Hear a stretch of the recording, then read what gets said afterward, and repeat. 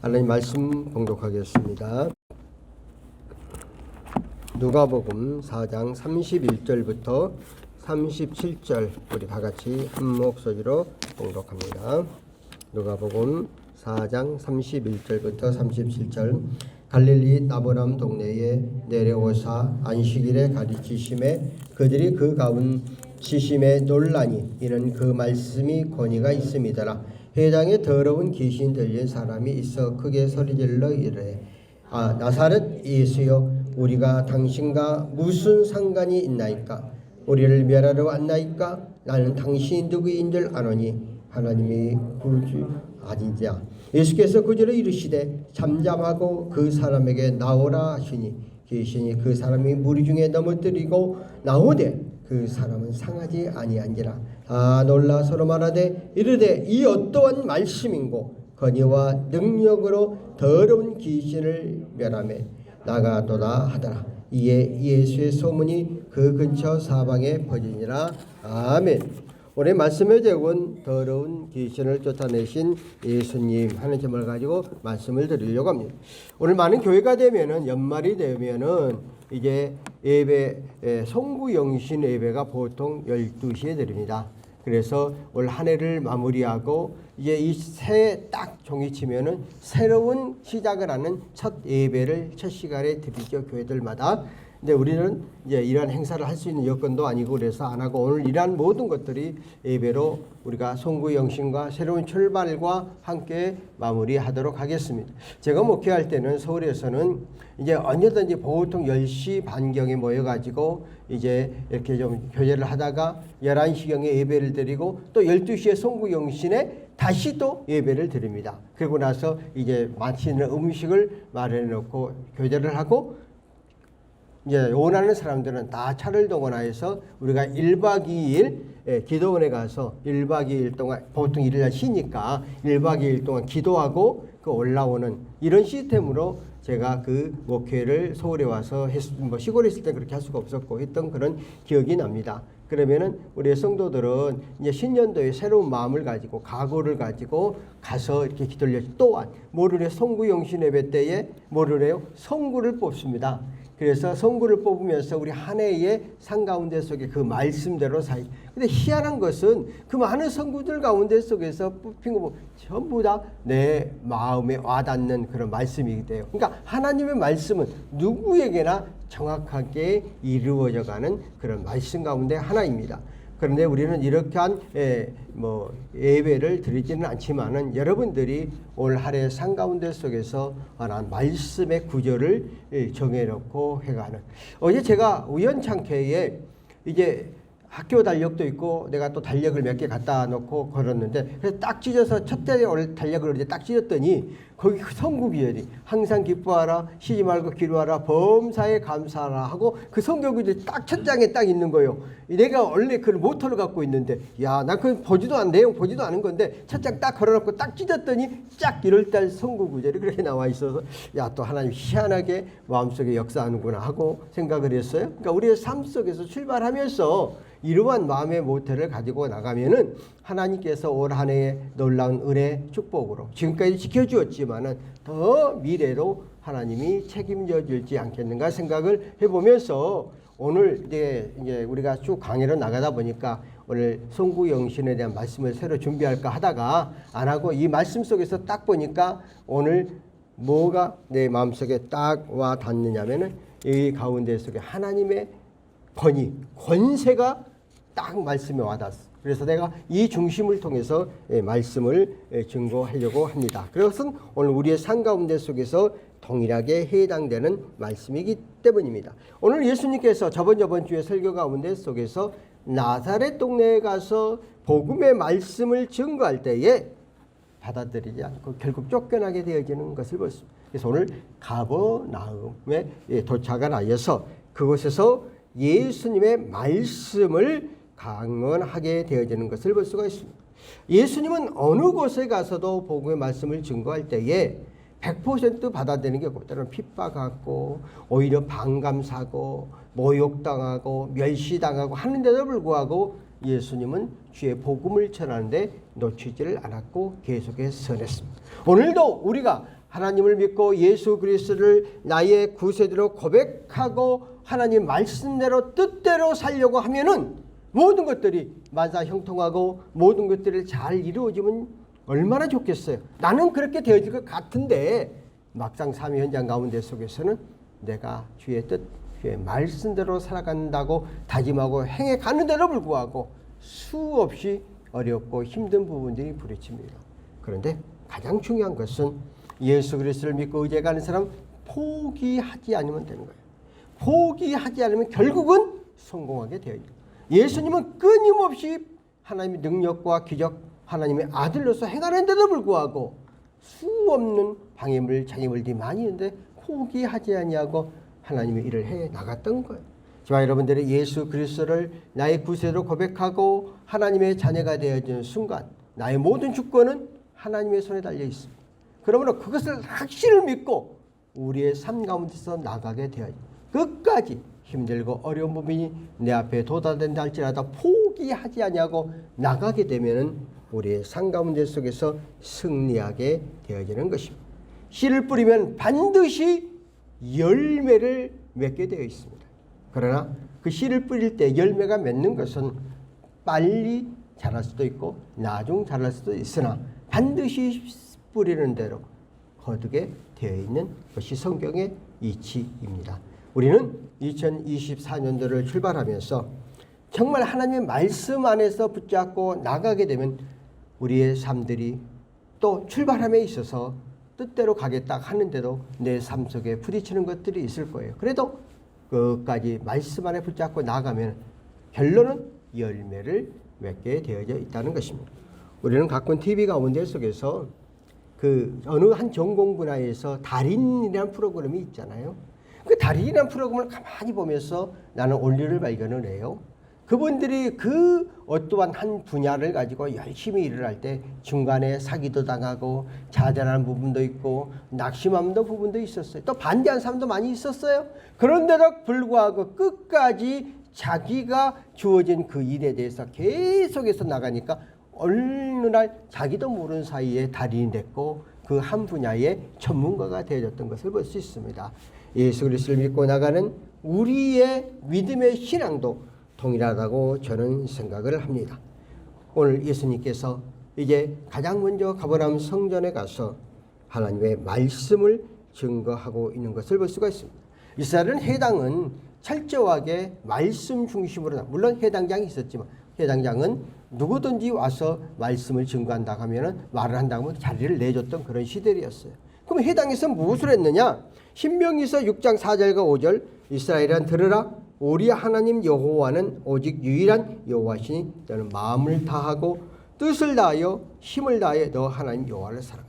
이스라엘 백성은 성경 안에서 가장 먼저 성경의 66권의 말씀을 반복해서 읽고 반복해서 들으면서 계속해서 마음속에 새기는 그 성경에서 하는 일이에요. 그 성경에서 아침에 왔다가 또 그 말씀을 보고 가고 저녁에 들려서 말씀. 그러니까 이스라엘은 그 마을이 구성되어지면 가운데나 성전을 세워놓고 출근하고 퇴근하면서 언제든지 하나님의 말씀을 사모하고 그게 갔다는 거죠. 그러니까 여기 공의 경비단에 근무한 친구들 우리들이 안에다가 이렇게 구성해 놓은 것은 그런 일을 하라는 거예요. 와서 기도하고 또 갈 때도 기도하고 쉬는 시간에 이곳을 또 하나님의 성전 안에 들어있어 성령께서 역사하시니까 이러한 일을 제가 왜 오늘 이 말씀을 하냐면은 제가 늘 보통 3달에 한 번씩 늘 병원에 갔을 때 점검하는 데가 있어요. 근데 그분들은 어느 의사가 대단히 재미있는 사람이야. 자기 집안이 전부 의사 집안이야. 그러니까 본인은 이제 의사 안 하려고 그래. 60이 넘으니까. 그런데 여자 간호사가 있어요.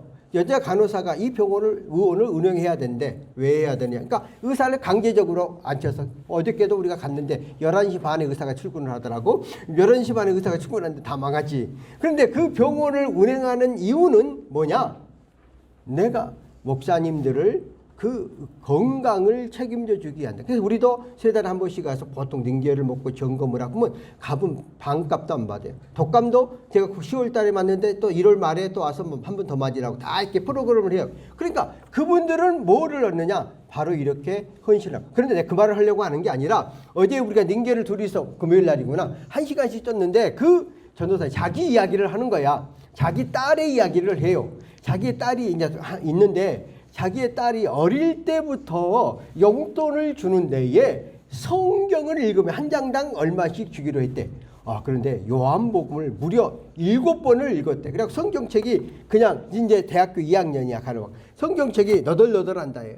그래가지고 지금도 용돈 줄 때에 성경을 읽어서 허며 준대요. 몇 장까지 몇 장 읽어오면 그냥 오면 확인이 안 되니까 읽은 소감들 쓰라 그러고 때로는 본인이 그림도 그리고 그런데 글을 보면은 오늘 그 간호사분이 말하기를 자기도 놀랍대. 얘가 이런 하나님과의 그 쓴 글과 그림을 쓰는 거야. 그래서 철저하게 어릴 때부터 그렇게 성경의 말씀을 읽도록 나 그거 보고 참 감동을 받았어. 나도 우리 애들 그렇게 못 길렀거든요. 야, 이렇게 길러왔다는 거예요. 그러니까 이스라엘 백성들이 성전에서 신명기 말씀, 구약 성경 말씀 반복해서 계속 들어오고 마음속에 말씀이 딱 되새기겠다. 또 그런 사람을 어제 처음 몇 분 가서 만져 그런 이야기를 안 했는데 어제 그 얘기를 아니 금요일 날 그 얘기를 딱 하는 거야. 오늘 이 말씀하고 딱 매치가 되면서 정말 그 말씀이 우리의 삶 가운데 필요하다는 거예요. 지금은 그 독자 딸이기 때문에 너무 그냥 막 마음대로 행동한다. 자기의 통제가 안 된다. 그런데 딱 하나 성경 읽고 돈 줄 때 이렇게 하니까 그거 하나만 통제된다고 그러더라고. 하나님이 나중에 쓰실 거예요. 왜냐하면 말씀이 몸에 배겨 있기 때문에. 그래서 우리는 우리의 삶을 출발하면서 모둠의 기준이 뭐예요? 하나님의 말씀이 우리의 삶 가운데 기준이 되어야 된다. 자, 오늘 보세요. 예수님께서 해당에 가서 말씀을 증거하면서 오늘 본문 보면은 예수님이 가버나움 동네에 오시어 안식일에 가르치심에 그들을 가르치며 논란이 이는 그 말씀에 권위가 있음이더라. 그렇게 말했거든. 마가복음 1장 22절에 봐도 무사람이 그의 교훈에 논란이 이는 그가 가르치는 것이 권위가 있는 야와 같이 서기와 같이 아니함이라. 권위. 자, 옛날 성경에는 이걸 권세라고 그랬어. 권세. 지금 이제 말이 바뀌어 좀 쉽게 말을 번역하냐고 권위라고 있는데 옛날 성경 읽어보면은 권세라고 돼 있어. 예수님께서 오늘 하나님 말씀을 증거하는데 오늘 귀신 들린 자가 나가게 되는데 뭐요? 예수님의 말씀의 권세, 말씀의 권위에서 오늘 보면 38절에 보면은 그렇게 말씀을 하고 있죠. 오늘 38절에 36절에 다 놀라 서로 말하기를 어떤 한 말씀인고 권위와 능력으로 더러운 귀신이 명함에 나가더라. 더럽고 추한 귀신이 예수님의 권세에 의해서 나가게 되어졌더라 하는 겁니다. 오늘 본문의 전체적인 더럽고 추악한 귀신 들린 자가 예수님의 권세, 예수의 말씀의 권위에 의해서 물러가게 되어졌다는 것이죠. 그러므로 오늘 살아가는 우리들이 이 말씀의 권세, 말씀의 능력을 갖고 나갈 때에 우리는 우리의 삶 가운데 속에서 승리하게 되어진다는 것이죠. 왜? 예수 그리스도를 믿는 것이 하나님을 믿는 것이라고 그랬고 우리가 예수 그리스도를 나의 구세주로 고백하면은 우리는 하나님의 자녀가 되었으니 하나님의 자녀에게 하나님의 권세 동일하게 우리에게도 임하게 되어진다는 것이죠. 그 말씀을 온전히 믿고 의지할 때에 우리의 삶 현장 가운데 속에서 역사하신다는 거예요. 자, 이 권세 권위가 헬라로 보니까 엑수시아, 신에 관하여 초자연적인 지식과 초자연적인 능력이 결합되어 사용되는 말. 권위 권세가 뭐예요?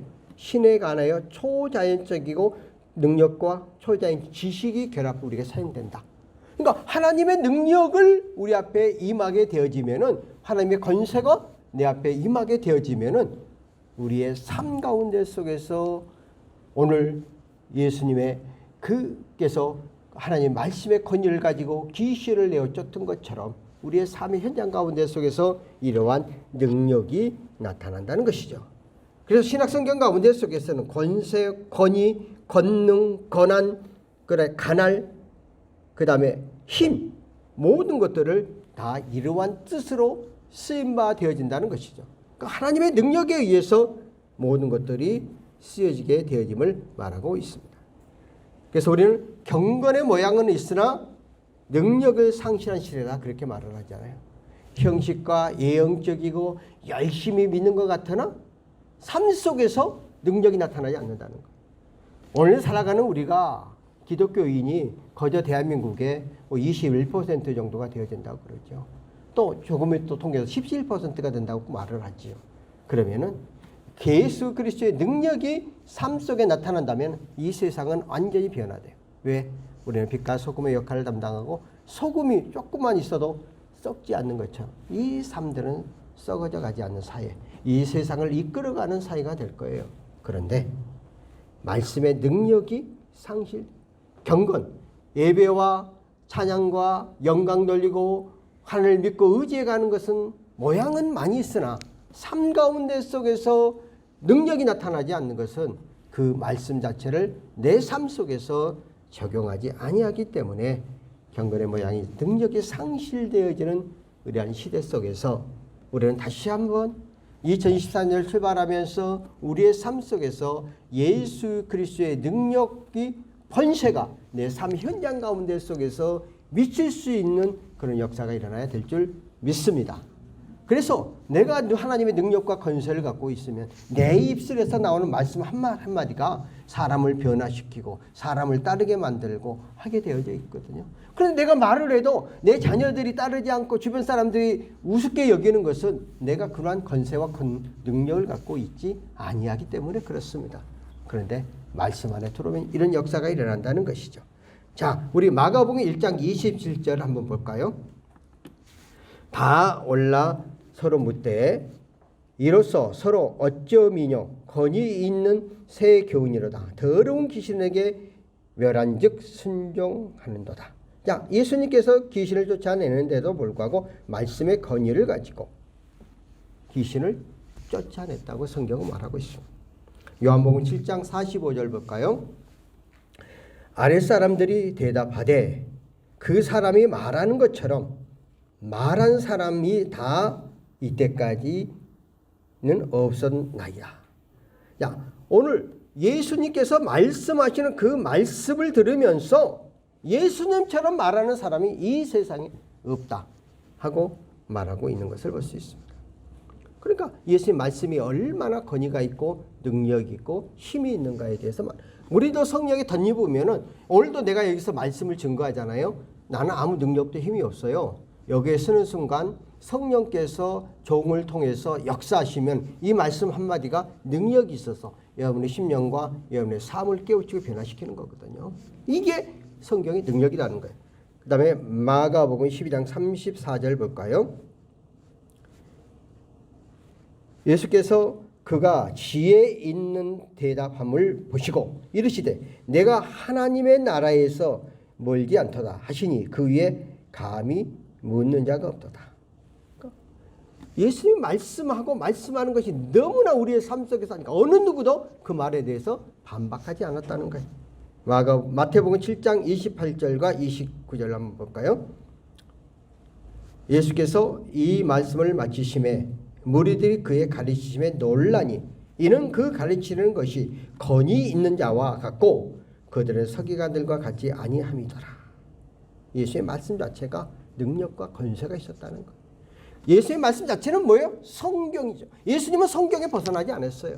오늘도 우리의 삶 가운데 속에서 성경에 주어진 말씀 속에서 삶을 적용하고 생활해 가면은 하나님이 우리의 삶 속에서 우리를 통해서 하나님의 놀라운 능력과 권세를 우리에게 임하게 되어야 된다는 것이죠. 성경의 말씀 자체가 오늘 권세와 권위가 있다는 것이죠. 그런데 가장 중요한 것은 내 자신이 이 말씀을 믿고 내 마음속에 확고한 확신이 생길 때 그 말씀이 그대로 전파되어진다는 것이죠. 우리는 가끔가다 그런 얘기를 요즘은 이제 귀신 들린 자가 대한민국에 많지 않지만은 우리가 70년 80년도에는 동네 마을마다 미친 사람들이 되게 많았습니다. 그래서 미친 사람들을 이렇게 대부분 이제 점쟁이들이 구술하고 또 이렇게 해가지고 그 악학력을 물리치려고 그래요. 근데 이렇게 이 점을 치는 곳에 가서 또 무당들이 막 푸닥거리하는 곳 가서 정말 믿음이 있는 예수 믿는 사람이 딱 앞에 서면은 신이 내리질 않죠. 그들이 믿는 신, 그들도 악신을 믿거든요. 귀신도 악한 영에 의해서 귀신이 되는 거거든요. 그 신이 임하지 않죠. 그러다 보니까 그 무당 점쟁이들이 여기 예수 믿는 사람 가라고 그렇죠. 그 정도로 예수의 말씀 안에 붙잡힌 사람에게 권위가 있다는 거죠. 그러니까 우리 한 사람 한 사람에게 하나님이 그런 권위와 능력을 주셨다는 것이죠. 근데 예수님의 권세와 권위가 어디에 나오느냐? 주석가인 핸드릭스가 6가지 말을 했어요. 이건 우리의 삶 속에서 상당히 유익이 되는 것을 내가 적어왔어요. 첫 번째는 진리의 말하며 그랬어. 예수님은 진리 자체가 예수님이잖아요. 진리가 너희를 자유케 하리라. 진리는 예수 그리스도. 예수 그리스도 안에 들어오면 우리의 삶들은 자유함을 갖는. 그러니까 오늘 우리의 인생의 삶 가운데 진리 대신 예수 그리스도 말씀 속에서만 갈아가면 승리한다는 거예요. 두 번째는 책에 있는 말함이요 그랬고, 예수님께서 책에 있는 말함이라는 것은 예수님 개인의 말을 한 거 아니고 언제든지 설교할 때, 언제나 말씀할 때, 또 우리는 사도행전을 통해서 사도 바울도 어느 곳에 가 설교할 때마다 어느 것 구약 성경에 있는 말씀을 인용하여 그 말씀을 체계적으로, 결국 말씀이 생명력 있고 능력이 있다는 것을 볼 수가 있습니다.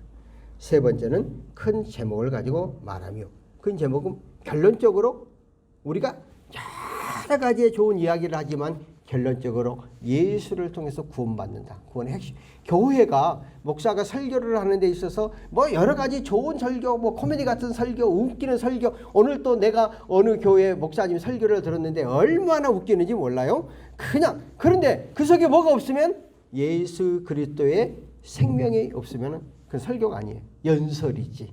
그래서 그렇게 정확하게 목적, 예수 그리스도 앞에 초점이 맞춰졌다는 것이죠.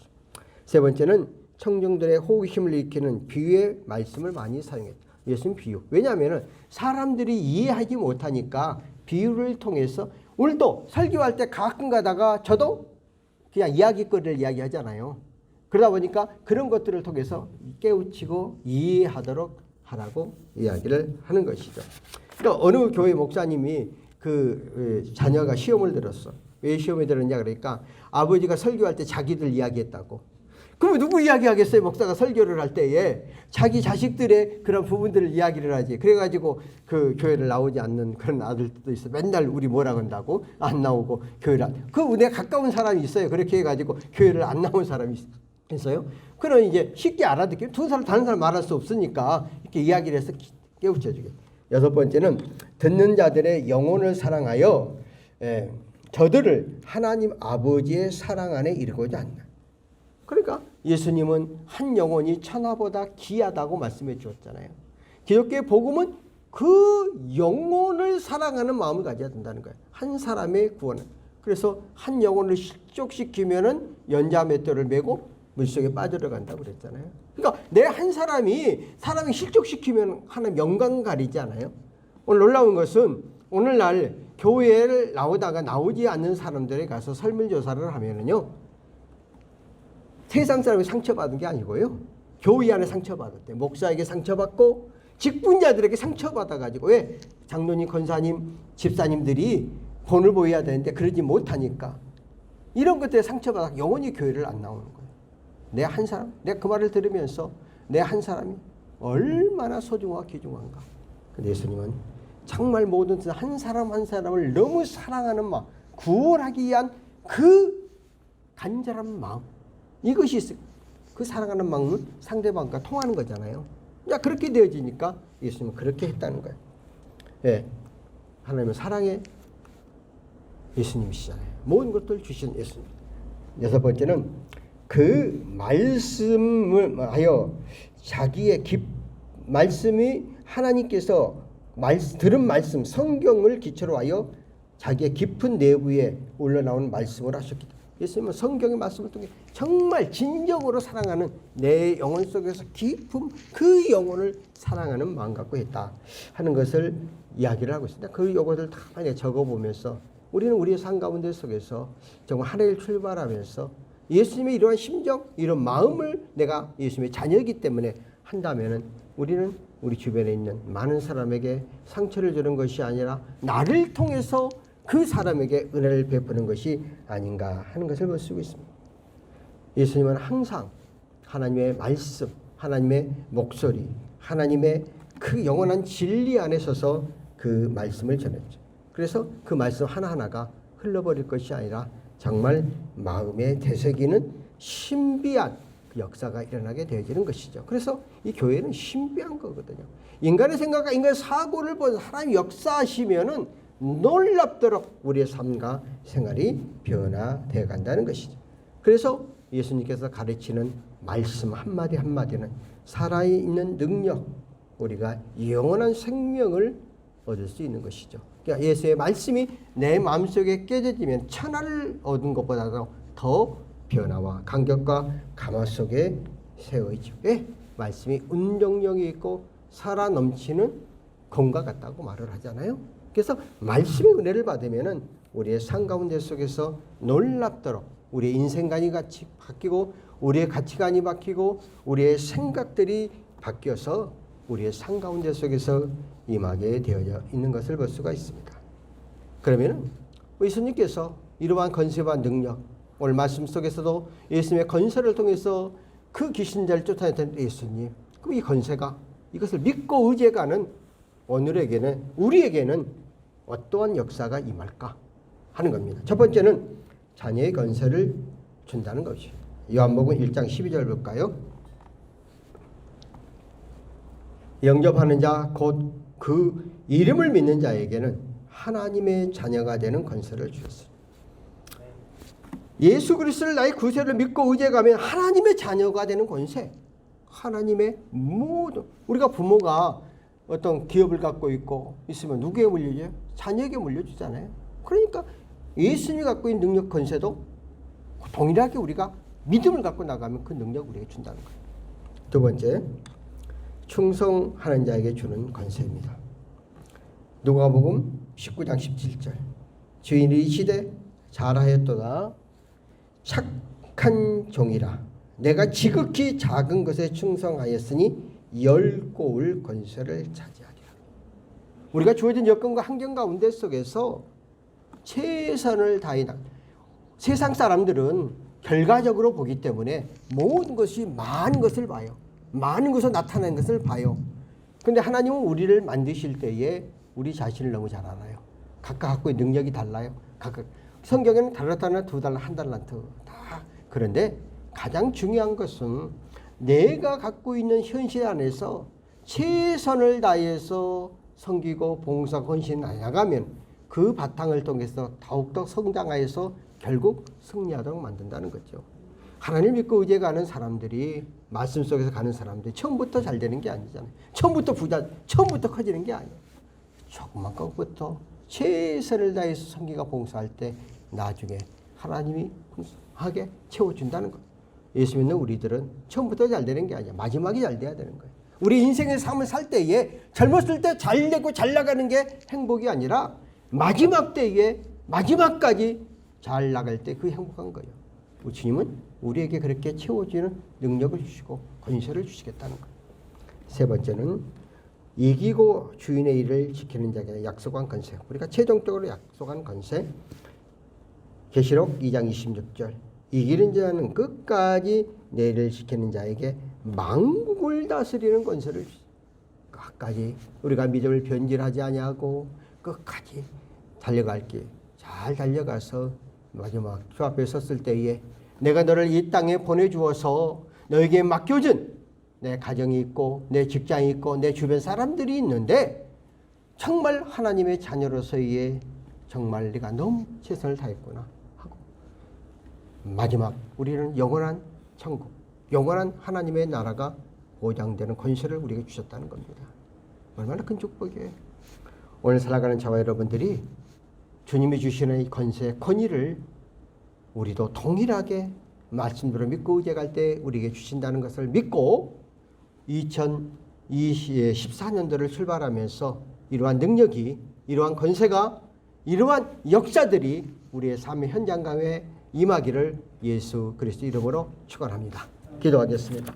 살아계신 하나님 아버지 은혜를 감사합니다.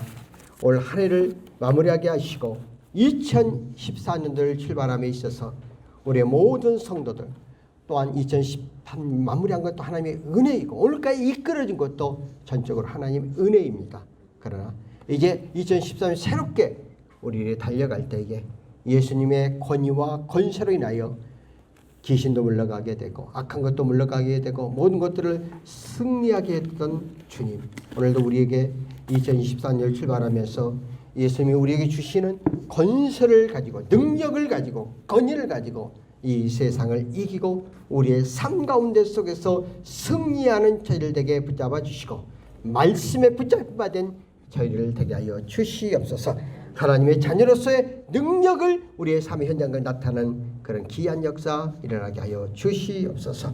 하나님 아버지, 오늘도 이 시간에 예물 드린 손길들 신은숙 전사님 23년 한 해 주신 은혜 감사드립니다. 감사함을 드렸습니다. 민수 영자님 감사함을 드렸습니다. 무용치도 성탄 감사함을 드렸습니다. 무용치도 11조임을 드렸습니다. 김경순 사모 주령건 드렸습니다. 이경 목사 감사함을 드렸습니다. 이성전 집사님 감사함을 드렸습니다. 무용치로 11조 헌금 드렸습니다. 하나님 아버지, 오늘도 이 시간 저희들의 주 앞에 나와 정성 들여 예물 드리는 손길들을 기억하여 주시고 먼저 열의안을 드리는 손길을 기억하여 주셔서 말라기 선지자 약속된 그 약속대로 우리의 삶 현장 가운데 채워주시고 우리의 삶들이 물질적으로 어려움 당하지 않도록 축복하옵소서. 오늘 이 시간 감사의 힘을 드리는 손길들을 기억하시고 감사 조건대로 늘 그 기도하는 대로 응답하시고 이 예물 연락하시고 이 예물이 영광을 위하여 귀하게 쓰임받은 예물되게 축복하옵소서. 지금은 우리 주 예수 그리스도의 은혜와 성령님의 교통 내조 충만하심이 이 나라 이 민족과 오늘 이 시간 주 앞에 나와 함께 예배의 영광과 찬양 드리는 믿음의 권속들과 14만 경찰관들과 20의 경비단과 그의 각 처소에 근무하는 근무처소에 2023년도를 마무리하고 이제 14년도를 새롭게 출발하는 모든 믿음의 권속들 머리머리에 지금부터 영원토록 함께 계실지어다. 아멘.